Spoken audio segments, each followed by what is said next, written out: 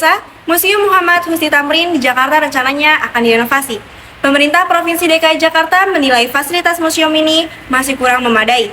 Padahal, museum ini menyimpan sejarah penting tentang perjuangan salah satu pahlawan nasional. Untuk mengetahui lebih lanjut, kita sudah terhubung dengan reporter kami, Mutiara, langsung dari Museum MH Tamrin, Jakarta Pusat. Ya Rizky, terima kasih atas laporannya. Saya sekarang berada di depan Museum MH Tamrin di Jalan Kenari 2, Jakarta Pusat. Meski menyimpan begitu banyak koleksi tentang perjuangan Muhammad Hussein Tamrin, namun fasilitas museum masih belum memadai dan perlu renovasi.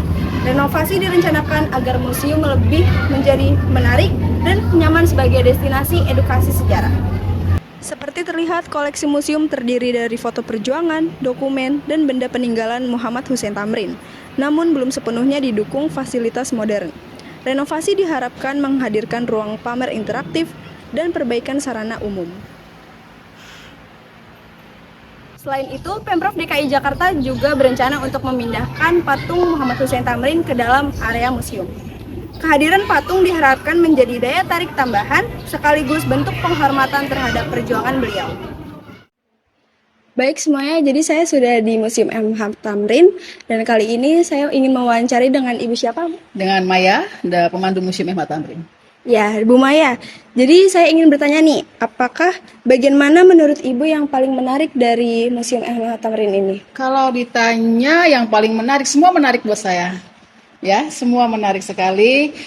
Baik itu kita lihat secara koleksinya, sejarahnya, dan ketokohan MH Tamrin sendiri semua menarik buat saya. Ya, menurut saya tokoh MH Tamrin ini adalah tokoh yang caranya paling berbeda dengan tokoh-tokoh pahlawan lainnya, yaitu beliau melalui jalur kooperatif atau jalan kooperatif. Kooperatif ini artinya bekerja di dalam sistem pemerintah Hindia Belanda. Nah, beliau di sana memperjuangkan apa yang layak dan patut dirasakan oleh kaum pribumi pada saat itu. Ya, seperti itu. Lalu, secara pribadi apa yang membuat Ibu paling bersemangat nih setiap kali memandu pengunjung ke spot-spot tertentu? Apakah ada nilai atau pesan tertentu yang ingin selalu Ibu sampaikan kepada pengunjung? Ya, kalau di Museum MH Tamrin ini kan kita bercerita tentang sejarah di era pergerakan nasional ya, di mana pola perjuangan rakyat yang semulanya bersifat kedaerahan, nah di sini perjuangan sudah mulai disatupadukan atau bersatu dalam bentuk organisasi pergerakan. Sebuah organisasi pergerakan ini di dalamnya banyak tokoh-tokoh penting, tokoh-tokoh terpelajar dan tokoh-tokoh berpengaruh. Artinya sudah sedikit rakyat Indonesia sedikit maju, lebih maju. Ya mungkin ini akibat dari kebaikan pemerintah Hindia Belanda melalui kebijakan politik etisnya. Saat itu kan kebijakan politik etis ada 3 ya, irigasi, transmigrasi, dan edukasi. Nah, edukasi inilah yang paling menonjol, dimanfaatkan benar-benar oleh rakyat Indonesia untuk belajar dengan bersekolah, dengan berpendidikan, artinya melepas diri dari kebodohan dan mulai menyadari. Disinilah mulai masuk era kesadaran bahwa penjajahan di muka bumi ini harus dihapuskan. Seperti itu. Nah, kalau ketertarikan semua memang menarik karena satu tokoh kita ini adalah tokoh MH Tamrin ya. Juga sebagai pelopor ya, pelopor juga beliau berjuang di Dewan Hindia Belanda, memperjuangkan hak-hak rakyat juga, memperjuangkan kemerdekaan juga.